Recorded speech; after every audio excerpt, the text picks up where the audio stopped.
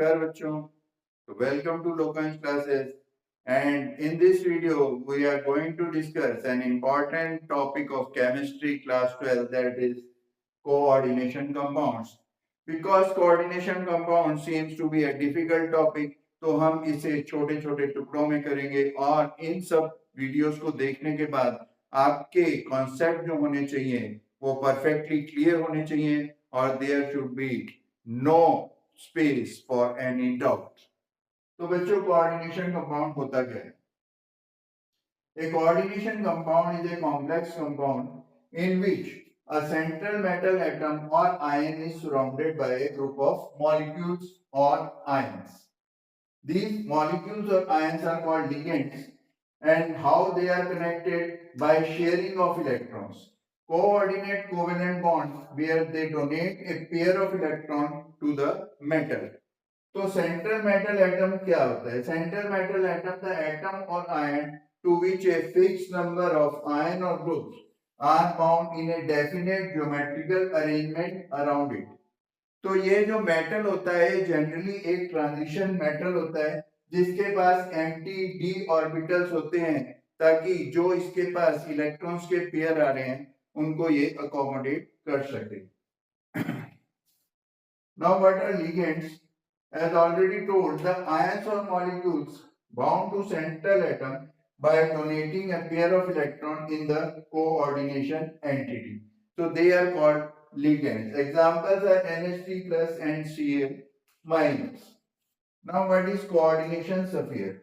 जब भी हम एक कोऑर्डिनेशन कंपाउंड को लिखते हैं तो उसका कुछ पार्ट हम एक स्क्वायर ब्रैकेट में लिखते हैं. That part which is written in square bracket is my coordination sphere. The central atom or ion and the ligand attached to it are enclosed in a square bracket is collectively termed as coordination sphere.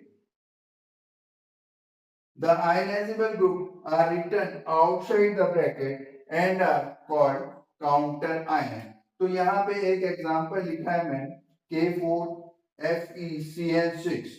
तो यहाँ पे जो K है आपका ये counter ion है, Fe आपका central atom है और जो Cn है वो आपके लिगेंड्स हैं। अब हम देखते हैं कि जो हमारे लिगेंड्स हैं वो कितने टाइप के होते हैं।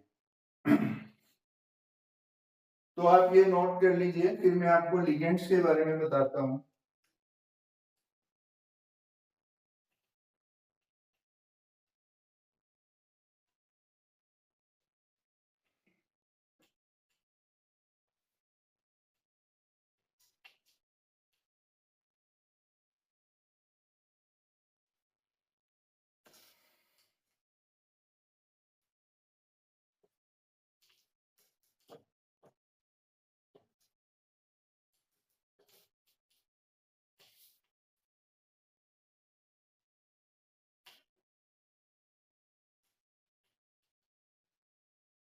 तो बच्चों, लिगेंड्स हमारे पास फर्स्ट जो होता है that is unidentate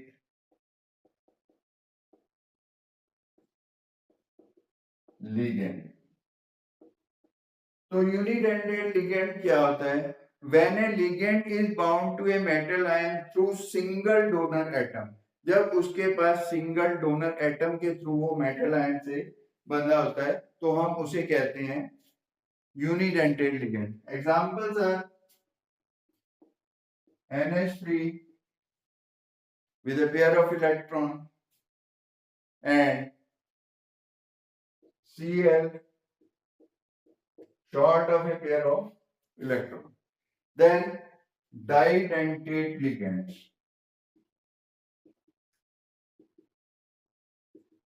Now what are didentate ligands? Didentate ligands वैसे ligands होते हैं when a ligand can bind through two donor atom, दो donor atom के साथ वो मेटल से बाइंड कर सकता है। Examples are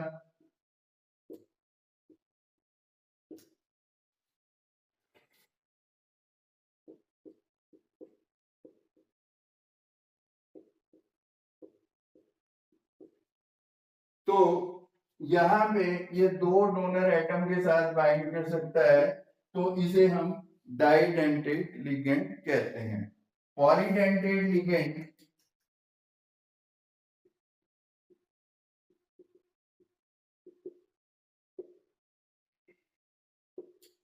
तो पॉलीडेंटेट लिगेंड कौन से होते हैं? When several donor atoms are present in a single ligand, when several donor atoms are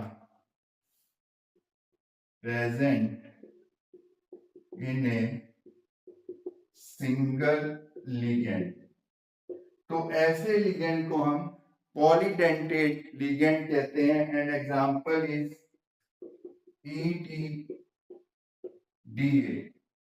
और इसका फुल फॉर्म है इथिलीन डाइएमाइड इथिलीन डाइएमीन टेट्राएसीटेट।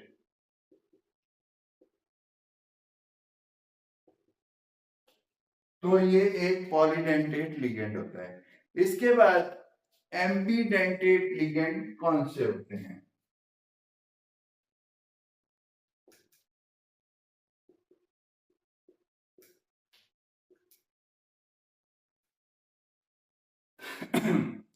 तो एम्बीडेंटेट लिगेंड ऐसे लिगेंड होते हैं जिनके पास दो डिफरेंट डोनर एटम्स होते हैं और उनमें से कोई भी एक एटम मेटल के साथ बाइंड कर सकता है। तो एग्जांपल्स आर, इसमें या तो नाइट्रोजन बाइंड करेगा या फिर सल्फर बाइंड करेगा मेटल के साथ। तो ऐसे लिगेंड्स को हम एम्बीडेंटेट लिगेंड कहते हैं जिनमें दो डिफरेंट डोनर एटम होते हैं और उनमें से कोई एक मेटल एटम के साथ बाइंड करता है। Next is chelate ligands.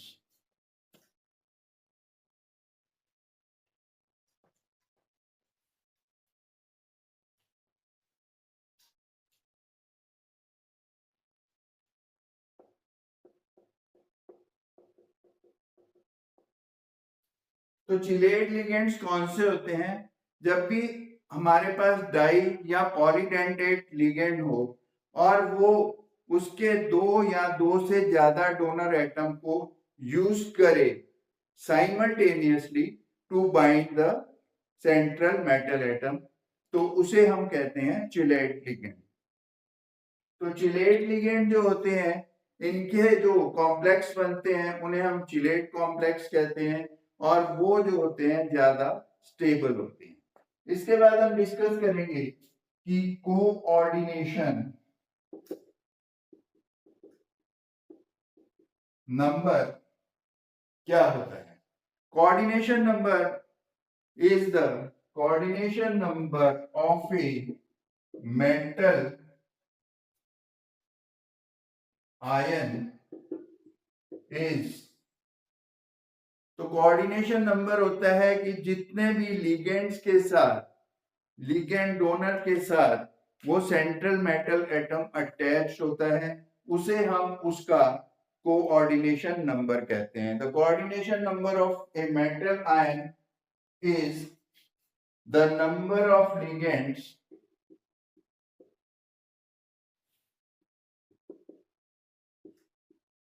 donor atom to which metal is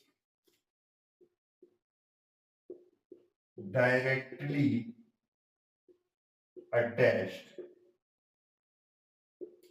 तो बच्चों इस वीडियो में हम इतना ही डिस्कस करेंगे और जितने भी मैंने आपको पॉइंट्स बताए हैं आप इनको रिवाइज जरूर करिए ताकि आपको ये सारे पॉइंट्स परफेक्टली क्लियर हो जाएं।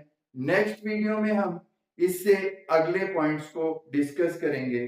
तो इस वीडियो के लिए धन्यवाद।